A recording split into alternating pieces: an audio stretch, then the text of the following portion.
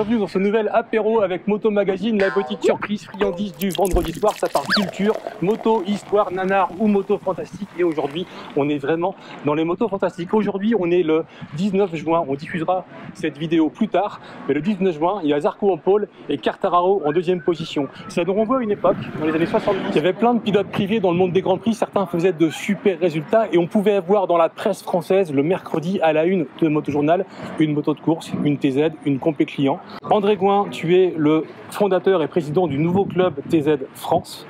Si je te dis que la TZ, c'est la moto de course ultime des années 70, tu es d'accord avec moi ou pas? C'était le truc à avoir pour espérer briller et avoir une carrière de professionnel. Bien entendu, dans les années 70, Yamaha a sorti cette moto qui s'appelle TZ en 74. C'est une moto qui est livrée par Yamaha complète. C'est pas une moto coursifiée, c'est une vraie moto de course. Il y a la seule marque qui vend des motos comme ça. Et tous les pilotes du monde entier, de l'Europe et du monde entier, ont acheté ces motos pour s'illustrer. Il y a certains pilotes comme Patrick Ponce, Michel Rougerie, des grands noms de la moto, Christian Saron, Christian Léon, qui c'est qui n'a pas monté sur une TZ dans les grands pilotes, même des pilotes d'endurance. Même Alain Genoux, pilote Godier Genoux Kawasaki, a eu une TZ 750. Donc c'est la moto type du, comme on disait avec un ami, c'est l'R8 Gordini de l'époque. Tout le monde achetait sa voiture et pouvait courir avec une vraie moto de course. En fait, maintenant, tu peux pas faire les grands prix. Le statut de pilote d'usine n'était pas ce qu'il est aujourd'hui. Aujourd'hui, tu pouvais acheter, toi, tu as couru à l'époque avec une TZ. Bien sûr, j'ai fait les grands prix avec une TZ 250. Tu as fait les grands prix en TZ, quoi. Respect. Je vais mettre à genoux. Mais non. D'accord. J'ai été champion de France dans une formule de promotion. J'ai gagné une petite moto qui s'appelle 125 Yamaha. J'ai revendu pour acheter ma première TZ à Gérard Debroc, un ancien champion. Et après, j'ai acheté une TZ et tous les ans, je changeais de TZ pour avoir le meilleur modèle pour faire les grands prix. Et moi, j'ai accédé aux grands prix dans les années 80, 81, 82. J'ai fait des points championnat du monde dans les années, 10e au Grand Prix de France, des choses comme ça. Et après, j'ai fait championnat d'Europe après, parce que j'ai pas pu être pris en Grand Prix dans toutes les courses, donc je me suis rabattu sur le championnat d'Europe où j'ai fini 3e. Et les 3 premiers étaient pris en Grand Prix d'office. Et là, malheureusement, la famille est là et j'avais ma femme et un enfant de 6 mois, donc j'ai arrêté de courir parce que j'avais pas les moyens. Pourquoi tu les as pas abandonnés pour continuer à faire pilote? Parce que j'ai encore un petit peu d'amour propre pour les gens avec qui je partage ma vie. Excellente réponse. Excellente réponse. Tu m'as fait le plaisir ultime et je te remercie le plus sincèrement de me prêter ta TZ 750. J'ai pu rouler dessus. Aujourd'hui, il y a des images où je me traîne d'une force, mais peu importe, c'est l'émotion. Explique-moi la catégorie 750 parce que les Grands Prix s'arrêtaient en 500 et pourtant il y a eu des 750 de Grands Prix tout le temps. Cette moto a gagné Daytona, tu me corriges si je me trompe, entre 74 et 84 d'affilée, 11 victoires successives, aucune moto de course. Dont une avec Patrick Ponce. N'a entarté la concurrence à ce point-là sur une épreuve, cette 750. Pourquoi on l'a arrêté? C'était trop puissant, trop dangereux? Non, c'est une catégorie qui n'a pas été choisie pour faire le championnat du monde de vitesse, il n'y a eu que le championnat d'Europe. Hein. Et sinon, le championnat du monde, c'est faire 50, 125, 250, 350 et 500. Mais la 750 a fait des championnats d'Europe, a fait des courses mythiques comme Daytona, a fait le trophée du million en France, a fait pas mal de choses comme ça. Mais elle n'a jamais fait un championnat du monde de vitesse, c'était toujours un championnat d'Europe. D'accord, alors avant de donner la parole à des utilisateurs et propriétaires et propriétaires heureux de TZ, une autre question. Aujourd'hui, moi demain, je veux, parce que moi j'adore sentir l'huile de temps, c'est un truc, je pouvais me parfumer à ça, je le ferais. Mais j'en ai dans le camion. Ah bah écoute, on y va après. Demain, je vais acheter une TZ, d'abord est-ce que j'en trouve? 2, combien ça coûte? La fourchette, elle va de quoi à quoi? Et puis 3, comment je fais? Parce que si j'imagine que c'est des motos, alors je crois savoir que c'est relativement fiable dans le genre, mais c'est des motos qui demandent des bons soins, des réglages précis. Le club est là pour assister les gens. J'ai repris ce club-là justement parce que j'étais amoureux de ces motos-là et ça m'a permis d'accéder au championnat du monde, moi petit jeune de l'Allier, fond de l'Allier. Ces motos-là, c'est des motos, si elles sont très bien montées, très bien entretenues, n'importe quel novice, s'il a les bonnes bases, peut pouvoir, il y a des exemples autour de nous, des personnes qui viennent de découvrir une TZ et qui n'avaient jamais monté sur la moto de course, qu'ils ont vu passer leurs idoles.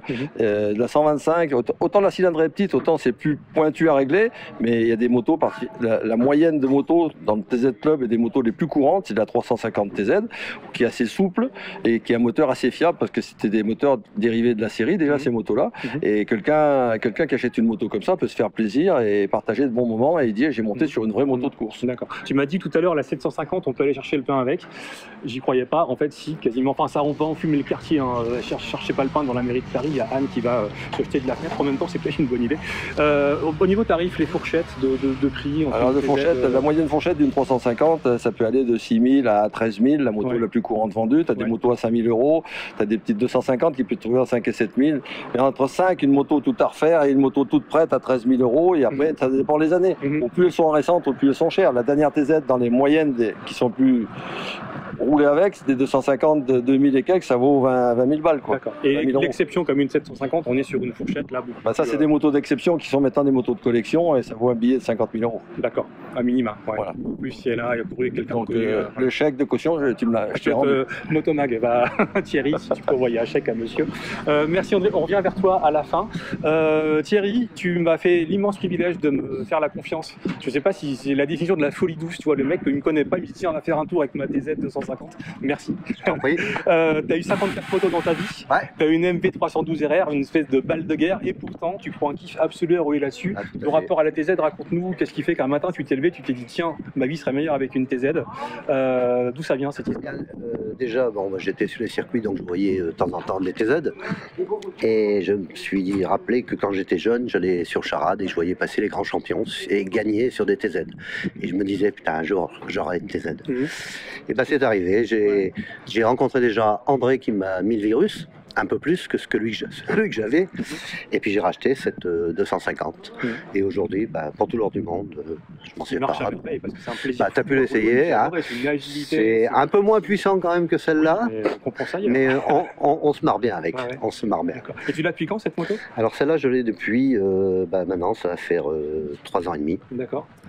3 ans et demi. Tu roules régulièrement avec? Ah bah oui, sur tous les circuits, et puis pas de soucis, c'est ça surtout. Ouais, pas de soucis, c'est du Cosso, c'est du Yamaha. Alors, je ne cherche pas non plus les chronos, je m'amuse avec, je roule avec, et si c'est bien entretenu, bah, ça marche très très bien. Sur une échelle de 1 à 10, au niveau plaisir, la MV Agusta, elle est où? La TZ, elle est où? Ah, très bonne question. Bah ouais, je sais, c'est mon métier. Très bonne question. Plaisir pur, ouais. C'est la TZ. Ouais.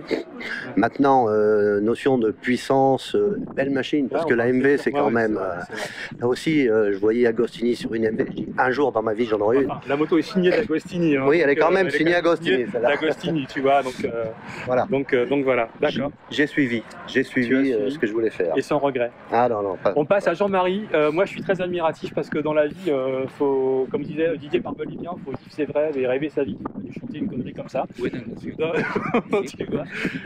Jean-Marie, aujourd'hui, pour la première fois, a roulé avec sa TZ sur circuit. D'abord, est-ce que tu as kiffé? Est-ce que ça répondait à tes attentes? Et tu me parlais aussi de pourquoi tu voulais une TZ. Moi, j'aime beaucoup cette histoire du petit, et c'est pas péjoratif, petit pilote de 16 ans qui court en Honda CB Cup 77 et qui voit ses motos, parce qu'à l'époque, on pouvait s'acheter la moto des pilotes qui faisaient la coupe d'un autre journal, essayer d'acheter la moto de Zarco. Vous allez voir ce qui va se passer chez Ducati. Voilà. Oui, effectivement, moi, au Trophée du Million 77, j'ai vu des pilotes, des grands pilotes, Estrosi, Ponce, des pilotes que je voyais sur Motojournal le week-end, donc les stars, et je les avais à côté de moi le week-end d'après, chose qu'on peut plus faire maintenant. Dans le même paddock. Dans le même paddock. Donc moi, je courais avec des petites motos de promotion, des motos qu'on achetait dans un magasin d'à côté, et c'est vrai, mon rêve, je me disais un jour, j'achèterai un TZ, mais quand? Parce que ça coûtait très cher et que j'avais pas les moyens d'acheter cette moto-là. Moi, j'ai repris une Rolex Daytona. Oui, mais enfin bon. Moi, l'entretien. Donc en fait, mon rêve, je l'ai réalisé il y a quelques mois. J'ai acheté cette moto et en fait, c'est mon premier week-end, mon premier roulage. Grâce au TZ Club, parce que grâce au TZ Club, ça m'a permis de rencontrer des gens qui connaissent ces motos-là par cœur, qui connaissent comment dire, toutes les qualités de ces motos, donc ont pu commencer à me donner beaucoup d'informations, parce que j'ai fait par moi-même des choses, mais j'ai fait quelques erreurs, et ce matin, en fait, ils m'ont rectifié pas mal de choses sur ma moto, et grâce à eux, j'ai pu rouler en toute sécurité. Ouais.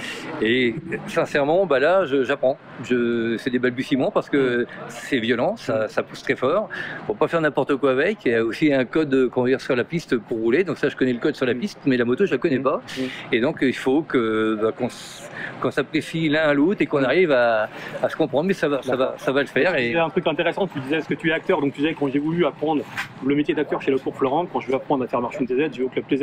Et ben voilà, parce que c'est là où on rencontre des gens qui connaissent parfaitement ces motos et qui sont de bons conseillers. Et si on veut vraiment faire de la moto, de la TZ pendant des années, je pense que voilà, il faut aussi des gens qui connaissent cette moto et qui ont toutes les connaissances, toutes les informations à nous apporter, quoi. Au niveau plaisir, à échelle de 1 à 10, ça correspondait à tes attentes? C'est plus que 10, c'est 100. C'est 100, à échelle de 1 à 10, 100. Là, on va dire que l'investissement sincèrement, c'est une moto des années 80, mais Moi, j'avoue qu'on me dirait que c'est une moto des années 2000. J'ai dit oui, pas de problème. Vu comment ça envoie, Comment ça marche, ah oui, c'est une puissance incroyable, mais c'est vraiment, faut monter dessus pour comprendre. Voilà. D'accord. Merci de ce témoignage, Jean-Marie. André, je reviens vers toi. Il y a combien de TZ en France à peu près qui roulent identifiés au sein du club, du nouveau club TZ?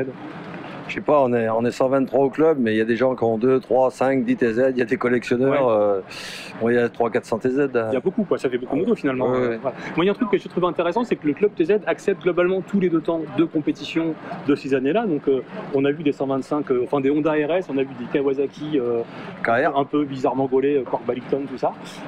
Vous les accueillez, c'est un geste d'ouverture qui est carrément. C'est accueilli à la moto sympa. de compétition de temps. De temps. Donc à partir du moment où c'est pas une moto coursifiée qui vient de la série qui a été fait une copie de TZ, une KR ex-Bertin de Grand Prix, une KR ex-Baldé, il n'y a pas de problème. Des 125 RS, il n'y a pas de problème. Des 250 Honda RS, c'est des vraies motos de compétition, ils sont acceptés parce que c'est un club de motos de compétition. C'est des Yamaha en priorité, mais on accepte toutes les marques parce que c'est des motos de compétition et surtout des 2 temps. D'accord.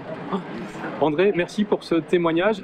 On note que globalement, tous les ans, il y a au moins un rassemblement du club pour rouler à l'Ursi-Lévy. Oui, c'est la tradition qui est venue. On est à la 3e ou 4e manifestation, je sais même plus. André, moi je te remercie infiniment d'abord pour avoir partagé ce moment avec nous. Ça renvoie à une époque magique qui est l'époque où n'importe qui pouvait se dire moi aussi je vais être pilote, moi aussi je vais acheter une moto qui est quasiment la même que la moto des champions et moi aussi je vais tenter ma chance. Ça renvoie aussi à cette époque du 2 temps qui est l'époque ultime pour moi de l'histoire et de la légende de la moto qui fait qu'on aime la moto. André, merci de dépenser toute cette énergie à faire revivre ces machines, à faire rouler ces machines, à fédérer tous les gens autour de toi et de l'histoire de la TZ. Merci André de ton accueil. On sait qu'on aura peut-être de nouvelles belles surprises dans ta compagnie prochainement pour exhumer encore des morceaux d'histoire de la TZ. C'est un vrai plaisir de vous accueillir et des gens passionnés comme vous sur les motos de des années 80. Je pense qu'on en parle souvent beaucoup. Les années 80, ça a été des belles années et ces motos font partie de ces belles années 80, 70-80. Merci. Alors on a demandé à Jacqueline ce qu'elle pensait de la TZ. La réponse c'est pas grand chose. Voilà, dites-nous ce que vous pensez de la TZ dans les commentaires. Est-ce que vous en voulez une? Est-ce que vous avez kiffé? Dites-nous si vous kiffez Jacqueline. Jacqueline, merci de nous suivre. Mets un pouce bleu sur la chaîne. Une prochaine émission bientôt. Bisous sur le casque. À bientôt pour une prochaine émission sur Motomag.